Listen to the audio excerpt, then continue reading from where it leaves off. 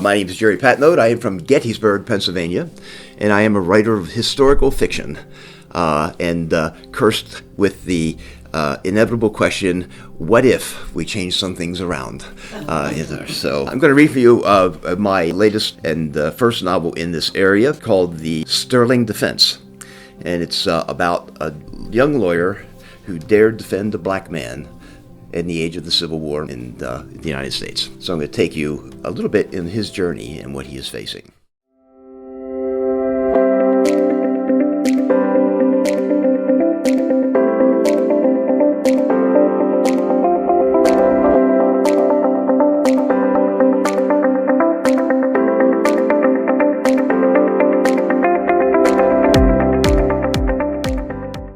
Archibald arrives at his law office.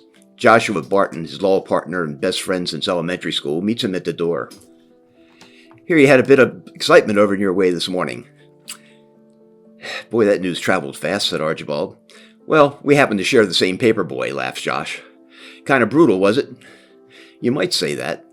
It wasn't something I wanted to see. I certainly didn't want Edward to witness that. He doesn't need to see how brutal this world can be." "Boys have to understand the world, Archie. It's just the way things are. For Christ's sake, the boy's turning 18. He's a man. Start treating him like one." "You know they're going to hang those poor black bastards," says Josh, his eyes lifting, conjuring up a thought, a memory. "You know, you should take him to the hanging." "Why would I do that?" said Archie. "Because that's the world. You know, I was just finally remembering when my pop took me to the first darky hanging. It was quite an event.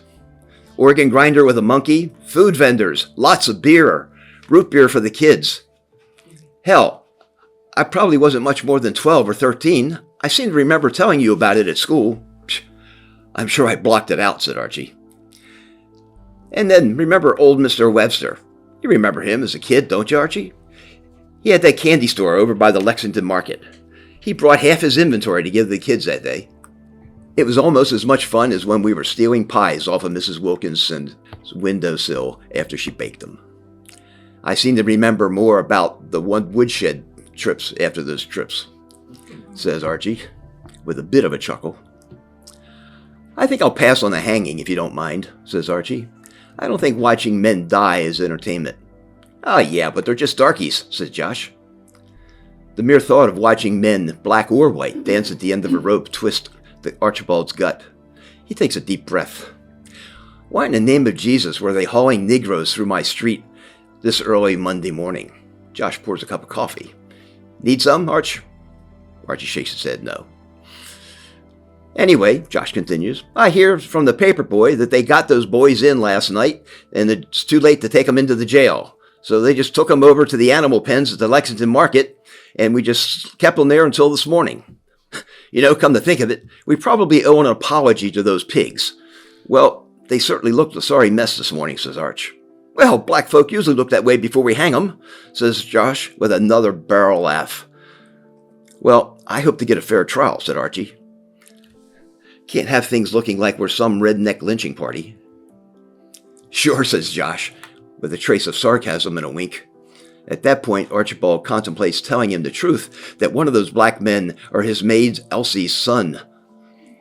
He's going to help her find an appropriate lawyer. He asks Josh, "You happen to know any black criminal defense lawyers?" "Hell no." "What's the point?" "Well, I was just thinking that those men are going to need good lawyers, and I don't have a clue who they could get." "Well, Archie, I want to give you a hint. It ain't us."